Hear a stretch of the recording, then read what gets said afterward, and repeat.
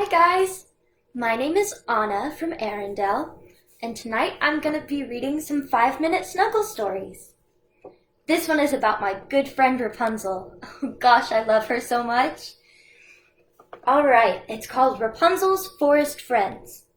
Rapunzel was having an amazing day.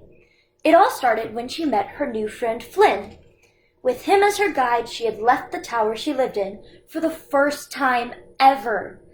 Now she was running barefoot through the forest, feeling the sun on her face and the soft grass beneath her feet. Everything around her was a discovery, from the tallest tree to the tiniest pebble. Rapunzel wanted to learn about all of it.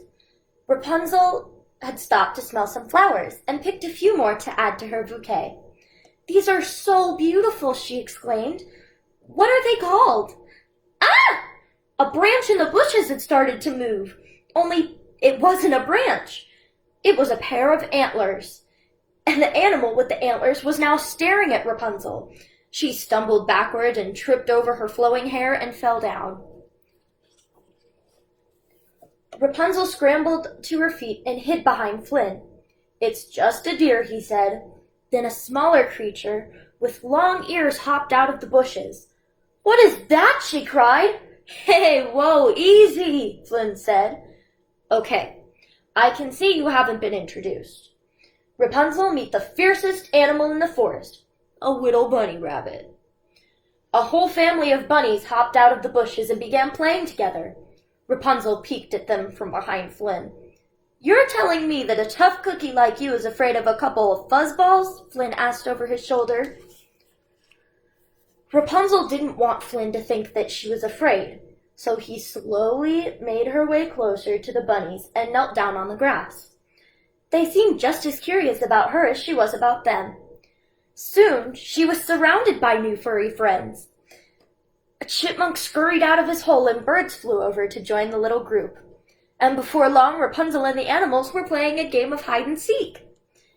"This is the most fun I've had in, well, forever," she told them.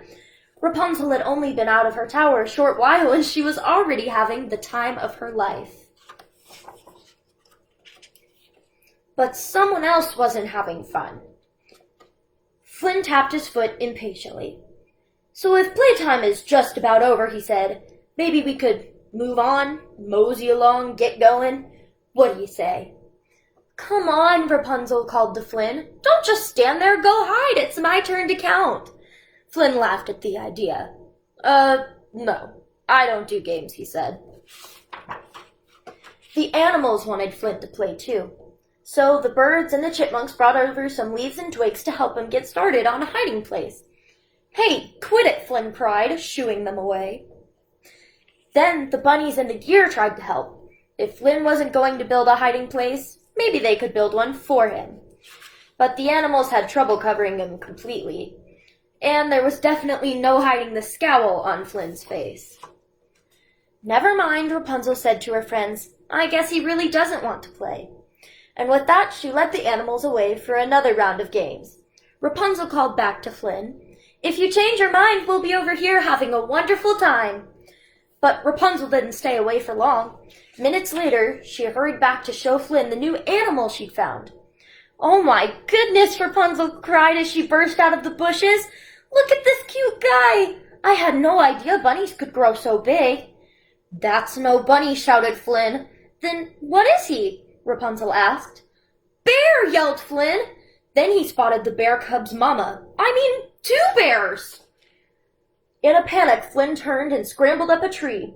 Rapunzel watched from below with her 2 new friends. She didn't understand how Flynn could be afraid of such adorable animals. "Oh, great. Now you're hiding," Rapunzel teased. "I guess you do want to play with us after all."